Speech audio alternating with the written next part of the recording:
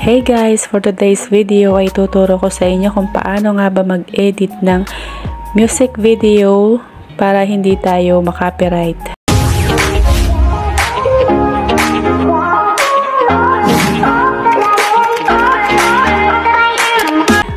So, kailangan natin i-open ang ating CapCut.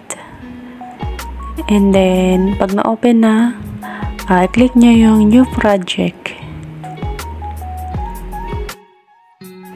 Then, select lang ng video na gusto nyong gamitin sa pag-edit. So, for example, itong isang video na to. Ito yung example niya guys. I-play muna natin. So, ayan guys. Mute ko muna para hindi tayo ma-CPR. And then, let's start na sa pag-edit. So, ito na nga yung video natin.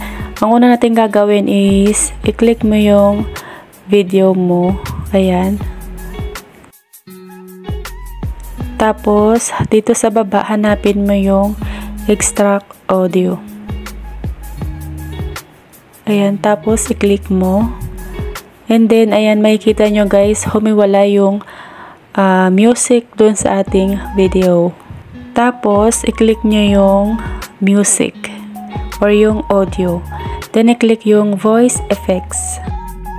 Tapos, dito, marami kang pwedeng pagpilian na voice effects na gusto mong gamitin.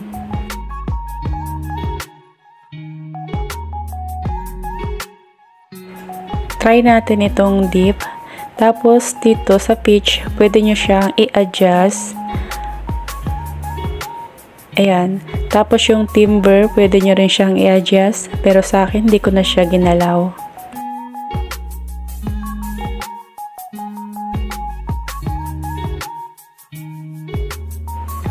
Then, i-try natin yung elf.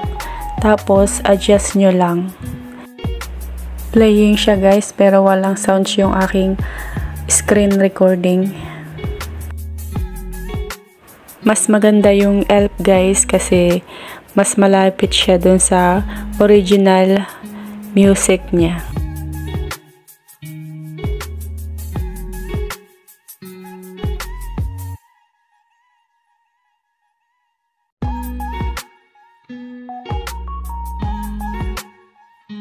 Pag okay na, i-click ang ending then delete para ma-remove yung watermark ni CapCut.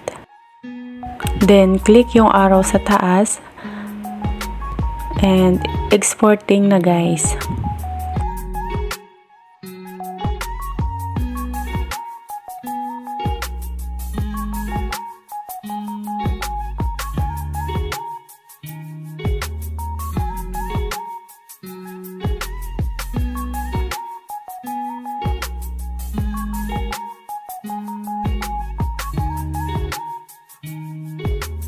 Check natin dun sa video natin.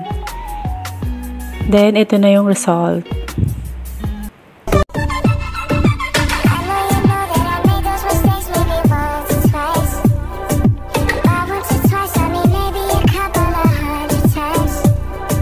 And that's it guys. Ganyan lang yung paraan para hindi tayo makopyright sa ating music video na i-upload natin sa Facebook Reels. Don't forget to like and subscribe. Thank you for watching.